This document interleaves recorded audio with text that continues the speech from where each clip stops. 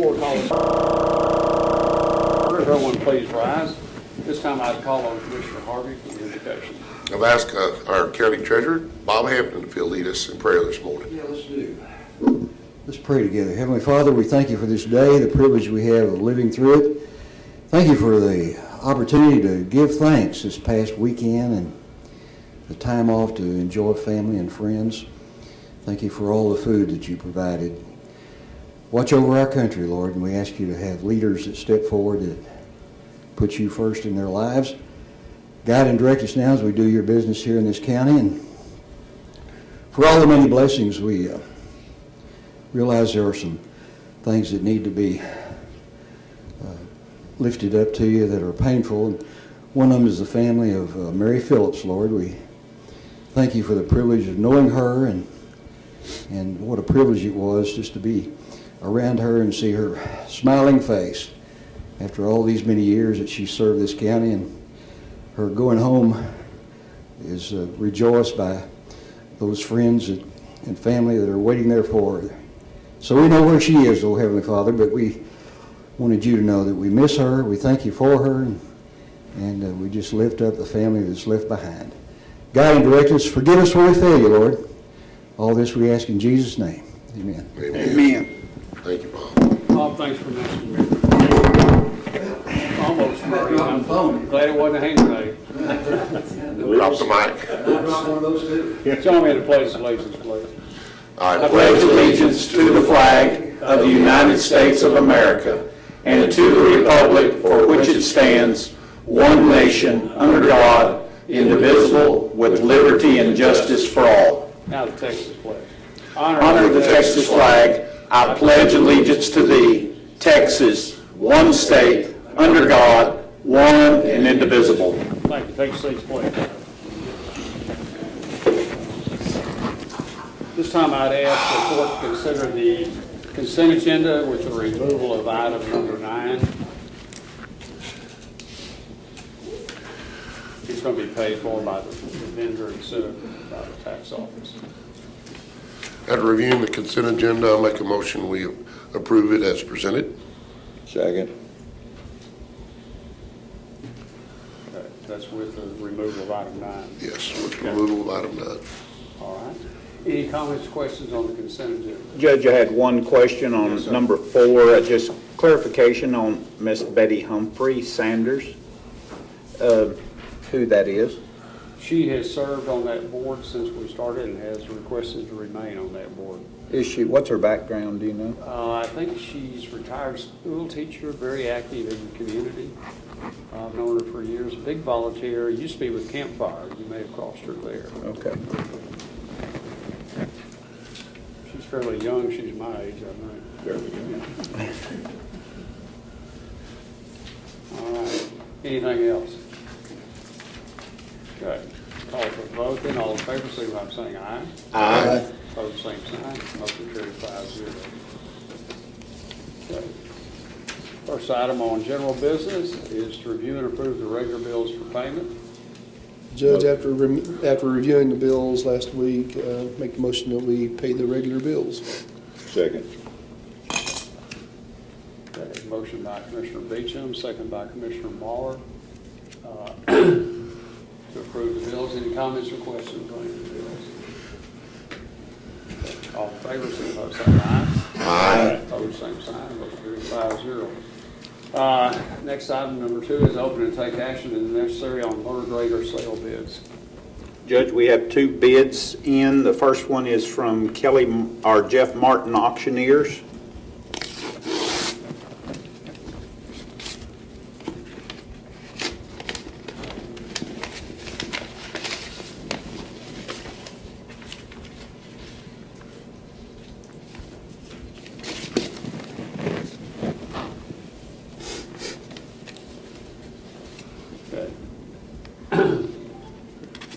Their bid is $35,788.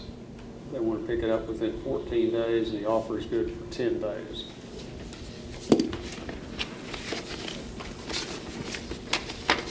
And the next one is from Randy Catlin Oil Company.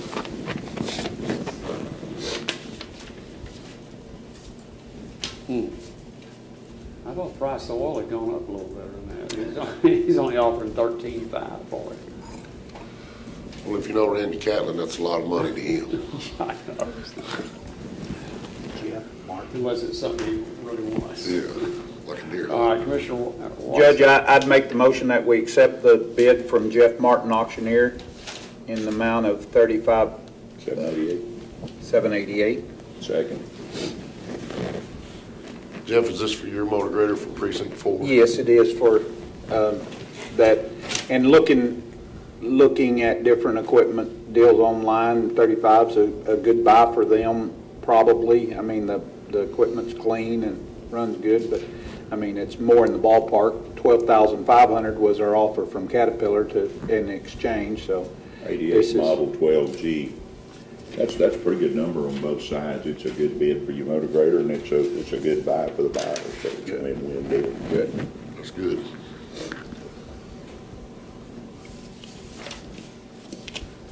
Okay, motion by Commissioner Watts, second by Commissioner Muller to accept Jeff Martin auctioneer's bid of $35,788. Any other comments or questions? Yes, sir. One question, I guess, for Willie, Judge. The new grader from Caterpillar, we're anticipating it available when, Willie? January? Because, I mean, that's the only problem that I foresee any is just being somewhat delayed, but if we can step up till. But we can all support you if you need a motor grader. Okay, You know that. good deal.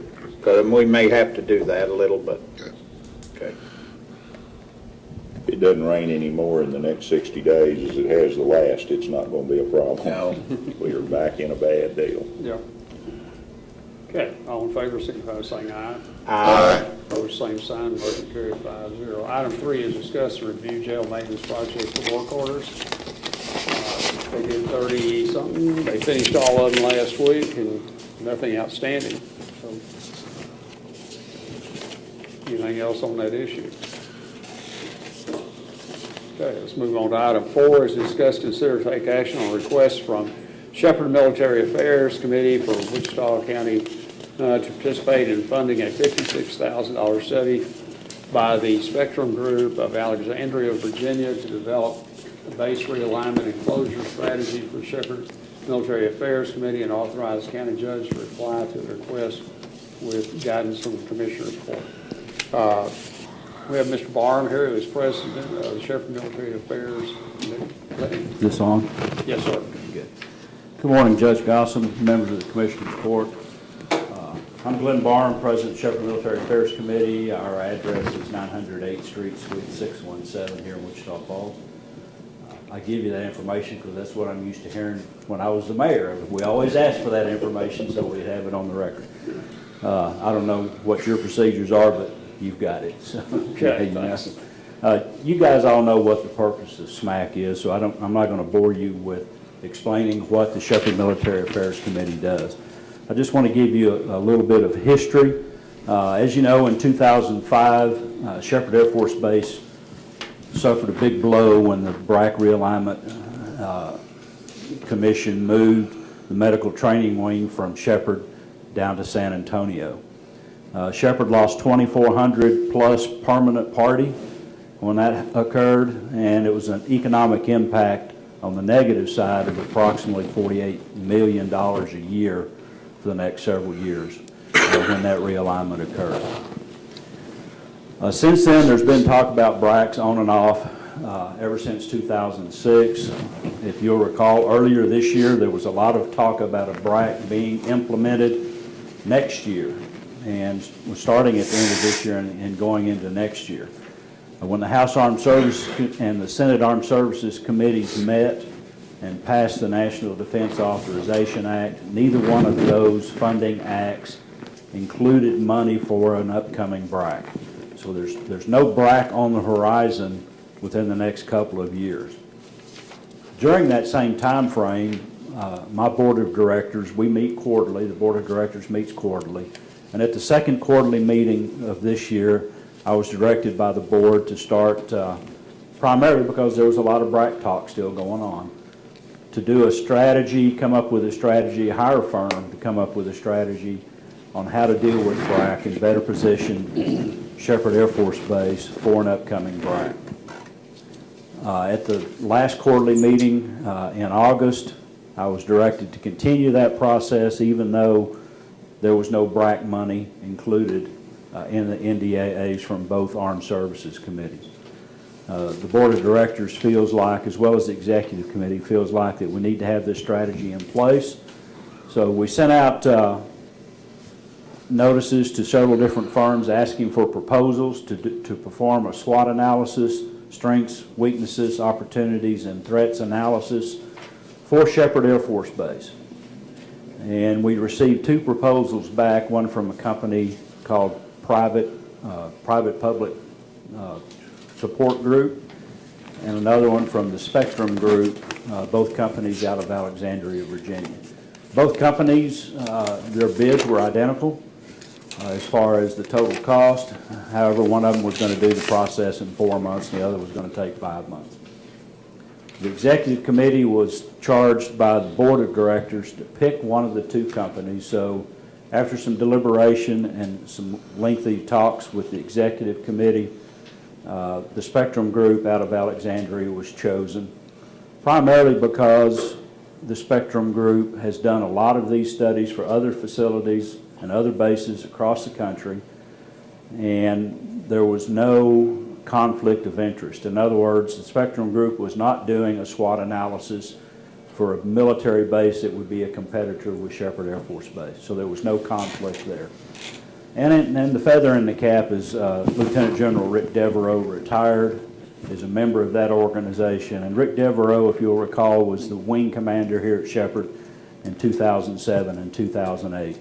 So we felt like his firm would probably have the most to gain and probably offer us the most in doing a SWOT analysis for Shepherd. The proposed cost presented by the Spectrum Group is $50,000 plus $5,000 for travel. They'll be coming to Wichita Falls, 3 of them with the group, twice during this 4-month study. And I added an extra $1,000 for contingencies in case something cropped up. I have approached the Wichita Falls 4A Board for funding. I've approached Burke-Burnett Economic Development Group for funding, as well as the Iowa Park 4A Board for funding. Burke-Burnett has approved a 10% funding level, $5,600. The suggested funding levels were 50% from the city, 30% from the county, and 10% from the other 2 entities. Burke-Burnett has already approved their 10%. Iowa Park will not meet until January, so I'm not sure where they're going to go. Is that 4A or 4B in Iowa Park, Tony? 4A is where the request was made. Okay. They're not going to meet until January. They had their meeting. I got my ask to them 2 days after their November meeting, so missed it just by a couple of days. Wichita Falls 4A Board has approved funding at the 50% level with contingencies depending on what the other agencies do. My ask to Wichita County is 30%, $16,800 to fund the county's suggested share or split in this proposal. Judge, I'd make that motion that we move forward with this proposal. I'd second that. I'm happy to answer any questions if you have any. Okay, thank you. Glenn, what do you think? Is that going to be drawn this year or after the first of the year? After the first of the year, Judge. I'll be contacting, the funding is in place. We've got some additional budget money that we can transfer into this fund to be paid back shortly after the first of the year. We're going to go ahead and start the process. I'll be contacting General Devereaux this week to begin that process, and we'll move forward from there. I was going to say, our funding is going to come out of contingency funds, so it really doesn't matter whether it's this year or next year. In fact, The sooner the better then. Okay, I'd rather you go ahead and invoice us for it now. Okay. Mr. Barnum, this Spectrum Group, is it the same Spectrum Group that's managing the Impact Center for us? That's Spectra. Oh, Spectra? Spectra. Okay. Not Spectra. I thought maybe it was the same people and you had a good relationship with them. those No, folks. different group, different group. No, General Devereaux's the relationship, really. Any Glenn, we questions? appreciate the job you do. Yes, and sir. the diligent work, and feel very confident in you being at the helm of Shepherd Military Affairs Committee. That just makes me feel proud, so. Well, it's been I want a you to learning know. experience. As you know, I started in early January, and I've been to DC twice and a national conference. So it's quite a change from what I was doing before, but I'm enjoying it, and it's a lot of hard work, but we're Sure. getting things done. Thank you. Thank you. Thank you, Glenn. Call for the question, Judge. Okay. Motion by Commissioner Watts, second by Commissioner Harvey to approve the request at $16,800 to be paid from 2017 general fund contingency budget. Any other comments or questions? Yes, sir. One Mr. comment, Judge, as Yes, sir. county treasurer, I would certainly recommend that we do this. We have the money, and the other side of it is if we ever lose a Shepherd or if it gets diluted in any way in the future, it's just going to matter of who turns the lights out on the way out. Yes, sir. So, and we do have a political party that would love to hurt Texas any way it could, so you can put me on record on saying I was that. going to say, the last 8 years weren't great, were they? Thank you, Bob. Yeah. So, Bob, you'll write a check personally and cover that until we get that money gathered up, is that? Thank you. Only for my offshore account. No, okay. As long as it's good, we don't care. Reporting all this, I'm not. Bob will put that on his expense account. We don't want Shepherd taking you on one of those one-way recon flights. Not anymore. Yeah. Well, All right. Call for the question. All in favor, signify by saying aye. Aye. Opposed, same sign. Motion carries 5-0. Glenn, as Commissioner Watts said, thank you very much, sir. We appreciate it. You've really stepped up and done great for us. thank you. Okay, we are down to public comments. Anyone in the audience have anything to bring up? Yes, sir, Mr. Hampton. I do. I wanted to commend Commissioner Harvey. He came by the catfish fry Saturday and I went and ate. catfish at the Joseph A. Kemp Masonic Lodge. We appreciate him being there, and a pretty good contingent group from Bourbonnais. And all I can say is you guys missed out some great catfish. He's thanking the fat boy for going and eating. Come on. It was good. It was real good. He's just stroking your ego. That's what it is. I'll vote for you anyway, Bob. All 4 times that you went back, Commissioner. Only twice. But it was really good. It was a You good had turnout. tickets for each time, I think, Bob. Okay. Anyone else? Okay, Commissioner Beecham, No, sir, I have none. Commissioner Harvey. Well, where do I start? That's where you end, I'm concerned. This Friday, the city of Wichita Falls is having their City's Got Talent at the Impact Center, and some of the Redneck Culinary Academy guys have volunteered to go down and help them cook. I tell you what, that's a lot of fun, especially on the talent show. Whenever you get some of the police officers up there with their outfits and singing, it's really a good morale deal. I look forward to doing that. We do have a few tickets left for the citywide Burke Burnett Fish Fry that benefits the Senior Citizens Center there in Burke Burnett. December the 9th from 5:30 to 8. We will be serving fish, fries, hush puppies, red beans, coleslaw, fresh cut onions, pickle slices, and ice cream for dessert. $10. Can't hardly beat that. All the ticket sales, every penny of the ticket will go straight to the Meals on Wheels program there in Burke Burnett. Some really fine people have stepped up and covered all the costs for the food, so all our money goes where we intend for it to go. So I hope that everybody can attend that. We are pre-selling those tickets so that we'll know how much food to buy. I think we're up somewhere around 750 tickets sold right now. So that's a good little check for the center, and I appreciate everybody who's participated in that. Willie, I want to give a shout out to you. We have a deal called We Love Our Seniors, and you can buy a meal Meals on Wheels meal once a month for a senior citizen, $6 a month. And Willie has signed up for that. That's, I appreciate that. Anybody else that wants to spend $6 a month on a senior citizen, I'd be glad to sign you up too. Can you take them home with you for that? Willie could mow the yard for you. Okay. Yeah, he did pretty good help. But I think that's all I have right this minute. Okay. Commissioner Waller? Well, I think we ought to say congratulations to the MSU Mustangs on a great football season. They bowed out to the #1 team in the nation Saturday afternoon, but what a great season after losing number 24 early in the season. Coach Maskell put another winning season together. They were undefeated going into that deal, just like Shepherd Air Force Base, an important part of this community. MSU, 24 strong. Congratulations, Mustangs, on a great year. Barry, tell us about the Hawks and finishing up. Yeah, they had a great year too. I lost both my football teams just one weekend, so anyway, they bowed out and had a great year. And you know, the great thing about the Midwestern deal is they've got a lot of young players. They're going to be good for a while, so that's something for this community to get excited about and surround them. But a lot of our high school teams still playing. Let's see, Graham's still in, Holiday's still playing. It's going to be a tough week, though, because I think they all draw, I think, #1 in the state here in the next few days. But we're down to, what, 8 teams, I guess, in all those divisions. So anybody from this area that's still in there, that's a great. But it came down to the wire on Friday, right? Yeah, I about gave up on them. They were down just like 27-3 or 6 there at the halftime and came back to give them 2 points. All Park. Oh, okay. Came back giving 2 points of a good team, but a great season. But we've got a lot of talent out of this area, and so just proud of all these young people.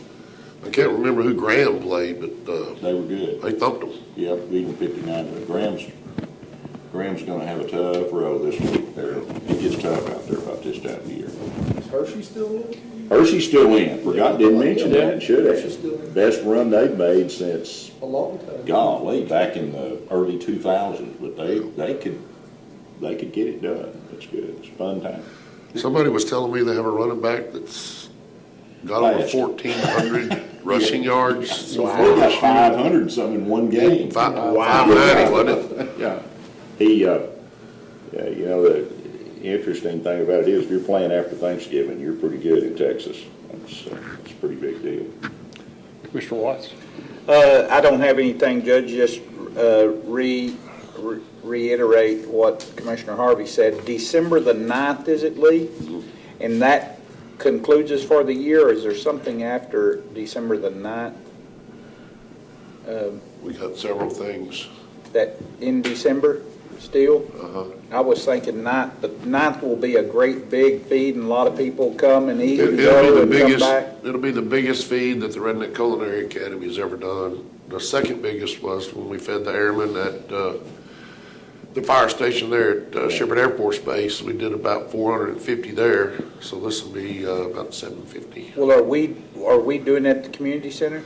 Yeah, the tickets do say that it's going to be held at the Burke Burnett Senior Citizen Center, but we outgrew that big time. And the Senior Citizen Center holds about 120. The problem that we're going to have is at the community center, it only holds about 350. So it's But going if to be a they'll keep come and go. rolling, yeah. Come and And- go. We're going to serve from 5:30 to 8. 5:30, you people can be prepared to eat at 5:30. Yes, and we do have to-go boxes if somebody wants to take it and go. Just call in orders, come and pick them up. No, just come through there and load your plate and leave. Oh, okay. We don't have a way to call in orders. We'll have it well tested by 5:30. Yeah. Well sampled. Yeah. Well, just to report, Electra this morning, I went out early this morning and looked at that rain that we did not get, but they received a little over 11 inches had really wreaked some pretty good havoc in certain places, and I met several this morning out looking at that trouble. It's dry enough now. There's a lot of silt that is difficult to navigate through, but we've got some other severe washes that are going to be costly in the next few months as to getting them shaped back up. We've had one off of County Line Road that was put in years and years ago to even with cement ditches, and the water had come back and shaved off the backside of that cement and cut it all and caved it all in. So anyway, it's a lot to do and a lot to get back together. And of course, you're dealing with some more sandier soil conditions out there than what the rest of the county typically deals with, less over Burke maybe, and it's just difficult to shape and hold some of that stuff. We're dealing with heavy water that it seems like we always incur out north of Electra in that area. But we'll get there. Okay, very good. Yesterday afternoon, I went out to Coyote Ranch and attended that Veterans Deal. It's a program that Harry Patterson brought here out of the deal they do. It's a retreat for couples who one or the other or both have served in a combat area and have come back with PTSD. And Harry tells a story. When he came back from Vietnam, he and Brenda were married, never dealt with that until a few years ago. And he said it has really helped them as a couple because we never, the other one, the spouse that did not serve, is not able to relate to that as well. And we also, I'm losing his name, guy that skydives, and he's done over 4,000 jumps since he lost both legs. Either rate, he came in, what you couldn't ask for better weather to jump. When they dropped the streamers out of the airplane to check the wind, they just came straight down.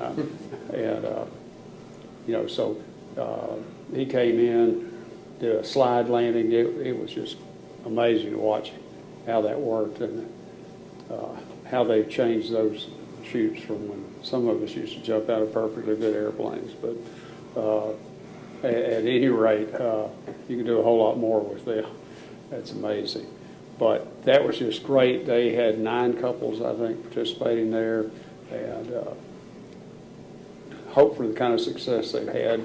This is the first one outside of New Mexico for them to do, and it was really good. And it's being kind of coordinated and run by some Desert Storm and Vietnam vets that have the right credentials to do it, besides, unfortunately, the experience to be able to do it too. The other thing, we got Fantasy of Lights open last week. I was absolutely amazed. Had over 300 kids. Santa was tired.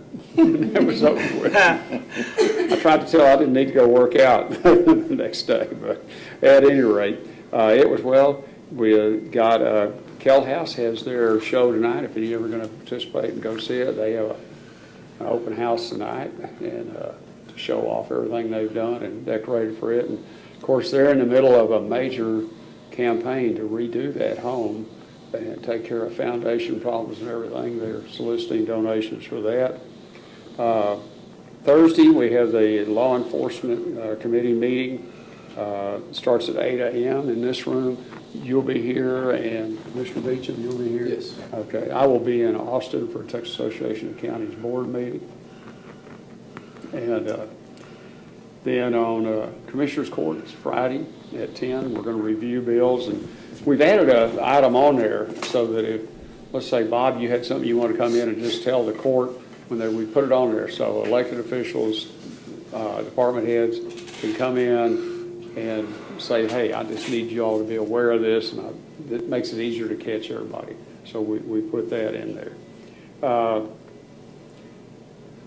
The taxpayers will be glad to hear this. The final meeting of the Wichita County Commissioners Court for 2017, not for perpetuity, but it's going to be Friday, December the 22nd, and we'll pay bills, take care of any other items that are necessary to do that, end that up. But there's a lot of year-end stuff, so it'll probably be a consent agenda will be rather lengthy. Nancy's and I talked about she's going to try to place some of that, kind of spread that out. But anyhow, that will be the last meeting of the year to do anything like that.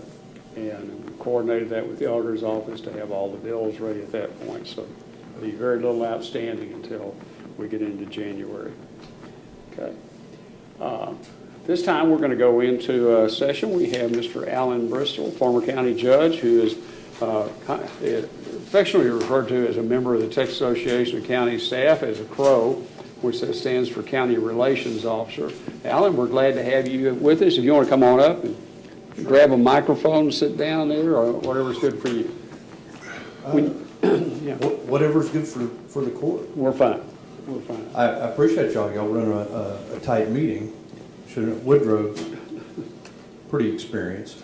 He hits us with the gavel if we get out of line. I've only hit one of you all, and it's probably overdue again. Probably why he has you right next to him. I bring you greetings from Austin. It's good not to be in Austin. It's good to be, I'll steal Gene Terry's line, Austin's 50 square miles surrounded by reality. So part of what we CROWs do is we're just here to check on you, make sure you're okay, make sure TAC's doing what you want us to do for you, to see if there's something we can do for you that we're not. Besides cash, I have no money treasured. I don't have any cash to give you, but it's basically a well check, just to see how y'all are doing, and if you need something. And it amazes me to this day that people don't call us when they need us. They don't want to bother us, but we don't have jobs. Our only job is to serve our members, of which you are one of our members and have been since our inception. So if you need us, call us. If you don't know who to call, I've left you a card. It's got my cell number on there. I'll try to get you to whoever you need. A lot of what we do is coordinate. We may not have the answer, but we can direct you to the agency, or whether it's Secretary of State or Comptroller's office. We can direct you to who might have the answer for you. We do have a very good legal department that's available. We've got great HR people, one of whom we stole from y'all, who's back now full-time, Michelle Arsenault, who is fantastic. I mean, I am an attorney, but if I have an HR question, I ask Michelle or Diana Cecil. But you ask Michelle, you're going to get it fast and blunt, so which I like. She's a nice lady. She's a great lady. So she's back full time. So everything at TAC's going well. Woodrow has provided lots of service to TAC over the years, and we appreciate him and his leadership. As I know y'all do. He's a good leader. He's thoughtful, slow to anger, makes fairly rational decisions most of the time. The medication work. Yeah. It's the medication. But I'm here just to check on you. So if you've got any questions or need anything, just let me know. If you can't think of anything right now, that's fine. Just my cell number's on that card. Call me. I do want to plug Texas Counties Deliver. And you guys know this because you're in position of governance, and counties are very slow to beat their own drum. It's, I guess, viewed as being braggadocious or something to that effect, but we need to tell our story to prevent the Betancourts and the Dan Patricks and that kind of thing from revenue caps. I mean, there are some of your neighbors that are totally dependent on oil and gas. An 8% revenue cap is enough. There are some that could go over that and still not meet their effective tax rate. So the way we've couched this is you can't really say I'm against lowering taxes. That's not a good soundbite, and nobody likes to pay taxes, but it should be a local control issue, and that's how we've tried to reframe the argument. It's about local control. It's about what the citizens in Wichita County want. They voted for you guys. They put you in office to make decisions on their behalf, and that's how we think it should be. We don't think a couple guys from Houston ought to tell the rest of the state how to do something. So that's very simply how we've rephrased the argument. And we were successful in not getting revenue caps done, but I'll be very honest with you.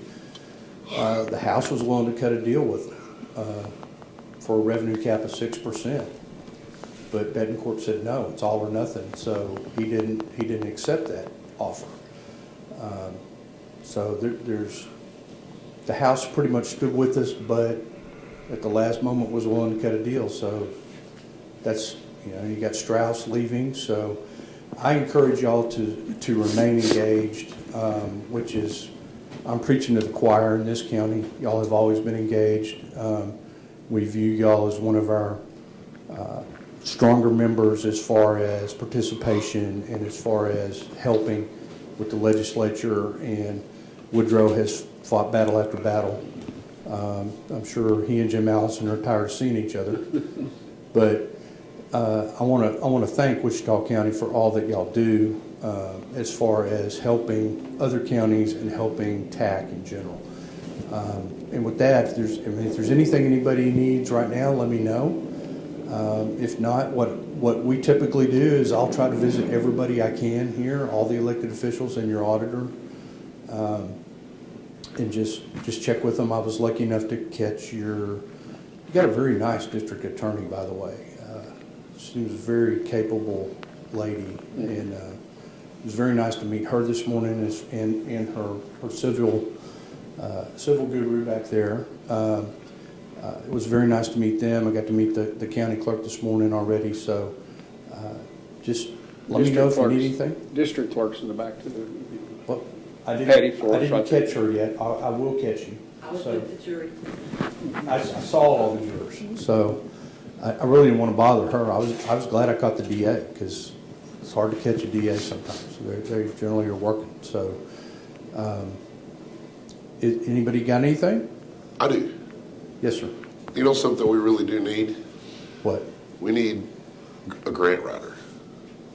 A grant writer. If TAC could be the central grant writing for all these counties that really can't afford to hire that position done, just think how beneficial that would be to all the small counties out there that don't even know that grant is available for them. Yeah. And TAC could represent multiple counties and do a really good job of grant writing. That would be a huge, huge success. Well, I will take that back. I think what you're going to run into, just off the top of my head, and having been, I was county judge in Navarro County, which was the southernmost last county in north central Texas COG, which was horrible. We were the smallest county, we were the poorest county. And I would have loved to have been in hot COG, which is Waco. And we would have been the second biggest county in that COG, behind Waco, Myrtle Clinton. I think what you're going to run into with that grant writing, I will take that back, and I will approach that with Gene. But I think you're going to step on the COG's toes, because and then you've got the paid grant writers, but that part doesn't matter to me. But the COGs disseminate most of that federal money. And some of them, North Central Texas COG had grant writers on staff. I don't know, what COG are y'all in? We're in North Texas. Okay. North Texas. Do y'all have grant writers? They're available not through it? grant writers. They have some project managers that will help you manage your grant. They can be your fiduciary agent and do that. Okay. But part of what Commissioner Harvey, I think, is kind of, if someone simply said, it's like I was down talking to the Office of Court Administration on our collections program, because we've done some significant changes in number of personnel of the county, and that was one of the areas we're reorganizing with all of the legislative and judicial changes made to incarceration and bonding and all that. I just asked them if there was some at the state level, but last Wednesday, the person I talked to down there sent me federal stuff. So it's you don't know where to look. Right. And, that's. You mean more like a clearinghouse? Somebody just sent it out on the listserv, said y'all might want to look at this. it was kind of like trying to sort out why the HUD all of a sudden anoints the General Land Office to administer the storm recovery grants, and they've never done it. They spent a year after the announcement waiting for HUD to send them the rules, and they had to develop the rules for the rules a year and a half afterwards. We're just now starting to get into that game, and Commissioner Harvey's working on one, and depending on which people you talk to, which interpretation you get. Right. Is that for your 2015 floods? Yeah. Yeah. We don't qualify according to some people because it's taken by project. We had several projects around the county that was flood related. Right. But you had to have a $400,000 project to qualify. So I have a $390,000 project. I'm just a few $1,000s away from a $100,000 check. But doesn't look like they're going to let me use some of the other instances. Did you talk to Judge Lewis about, you need to talk to him, find out who's running their team, because they let them pool all of their Montague County stuff together to meet that. Yeah, and that's my understanding for some other counties. They were allowed to pool every project they had, dollar amount wise. Well, our county auditor reviewed all that paperwork, and it specifically says you cannot do that. Okay. Maybe somebody has got a variance for that. I don't know. I know that if you don't have it turned in by November the 30th, you're out of luck. Well, Right. But Well, since our discussion, we haven't moved forward with anything because we just didn't qualify according to our auditor. okay, I'm telling you, I'd get a hold of Judge Lewis and Okay. find out who they're dealing with that has said that works. Yeah, FEMA tends to change the rules. This Midstream. This is the Texas General Land Office. No, but they're Well, still, but they're dealing ultimately, with that's FEMA. They're dealing with what's pushed down on them from FEMA. Yeah. Yeah, we just met with them, a representative from the land office and a lady from TARC, Association of Regional Councils with COGS, that about Hurricane Harvey. So they're changing. They're going to try to do a new system with that, and of course Harvey's going to probably push your stuff back. So yeah, it's a mess, and FEMA's a mess to deal with. So That's the only part they've improved is how messy they are. It took 2 years to get this bridge put back in, dealing with FEMA. 2 years. well, and guess what? They've got, under their own rules, they have 5 years to audit you. So thank goodness you're keeping all the paperwork, I'm sure. Yeah. But they don't even abide by their own rules on that. They audited, there was a county this past year that got audited, and it was over 7 years after the project had been completed, and they got rid of all their paperwork. They changed computer systems. They thrown their hard copies away because they didn't think they needed them anymore, and that they had to pay the feds back, even though the audit occurred more than 5 years after the incident. So, yeah. We have a civil attorney that protects us from silly stuff like that. Right, Meredith? All right, anything She else? seems very sharp too, by the way. Alan, I guess any ideal, are we seeing any changes come to what we know as insurance today? You know, it makes my blood boil that somebody like Betancourt would waste his time on ad valorem tax issues when my health insurance is killing me. Oh, I agree. And I just wonder how that restructuring or how TAC is approaching that. Are there things on the horizon that we could help to? Well, to be better real ourselves? honest with you, we're in the marketplace, but we're not for profit. So industry-wide, just this year, prices went up 15 to 20%. Industry, ours went up 8 to 10%, depending on the claims, because our health insurance anyway is driven by, it's a pool, but it's also driven by the age of your workforce. As we well know. The claim history of your workforce does have an effect on the pool rate. I mean, we had been, Navarro County had been one of those counties that had been self-insured, and we artificially kept our dependent premiums low for 10 years. And my auditor's screaming, we need to raise the dependent premiums. Well, I only had one vote besides mine, and I couldn't get it done. And we had a deputy that had 2 premature twins born that stayed in a NICU in Dallas for children's for a month, and we had 2 massive heart attacks with open heart surgery. So that wiped us out, and TAC came in and basically saved our rear ends that year. But our dependent premiums more than doubled or tripled where they should have been. So the one thing you do get with our health insurance is we do make a profit, but that profit is plowed back into all our other services. We're not for profit, but any profit we make is plowed back into those services and is used sometimes to buy down the premium. So I think it's well managed. But is there any efforts on TAC's behalf to lobby to help bring about more? TAC can't really lobby. We can't, because we're not for profit, and our association with those pools, we're not really allowed to lobby.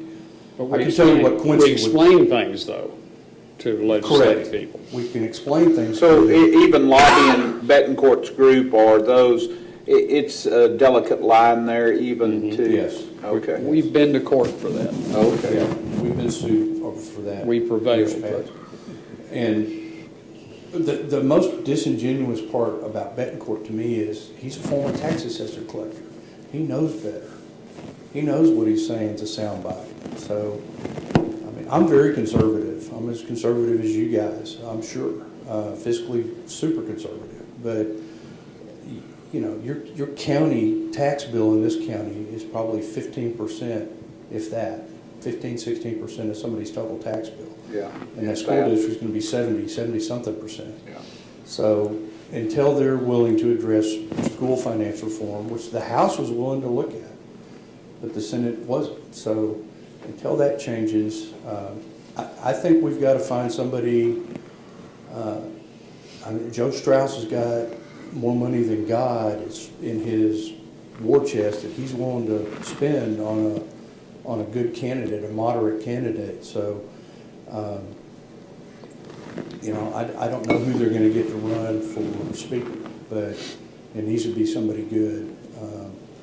I don't know, who's y'all's senator here? Craig Estes. Okay. Estes is okay. He's got an opponent this year. Pat Fallon, state reps running against him. Okay. But is he being supported by Empower Texas, or is he a I don't regular think he shows person? them, but I would dare say they're either that or Empower Patrick is more behind it. Hurts your wife, buddy. Well, that's, yeah. It is what it is. But our problem is trying to figure out who our senator will be that will represent us. Right. And that's a problem Texas-wide. Yes. They're all running scared of Dan Patrick, other than Senator Selinger out of Amarillo. Yeah. And he's got 2 opponents. Yeah. Both being sponsored by Empower Texas. Correct. Yeah. All right. Any other questions? Alan, appreciate you making the trip all the way up here. Not a problem. Love it. It's good to be out of Austin. All right. We do have a closed session item scheduled for 1:30. It'll be a briefing and discussion with Wichita County District Attorney's Office and Brad Altman to discuss potential litigation involving the opioid epidemic on behalf of Wichita County. This meeting will be closed pursuant to Section 551.071 of the Texas Government Code, consultation with attorney. It is 10:53, and we will recess to reconvene at 1:30.